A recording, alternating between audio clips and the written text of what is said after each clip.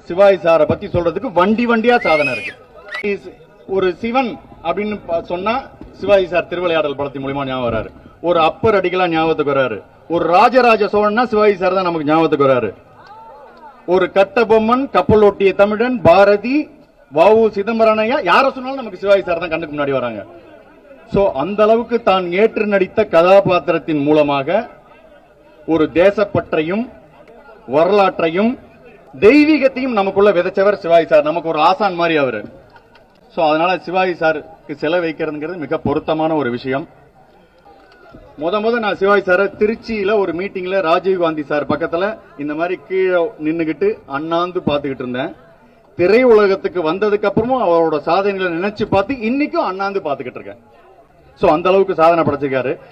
சின்ன வயசுல சிவாஜி படங்கள் எல்லாம் பார்த்துட்டு நானும் அந்த குருவி கூடு மாதிரி ஸ்டைல்லாம் வச்சுக்கிட்டு அப்படியே ஸ்கூலுக்கு போவேன்.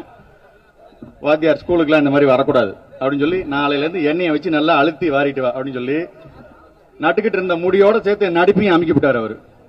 இன்னைய தேதி வரைக்கும் வரமாட்டேங்குது.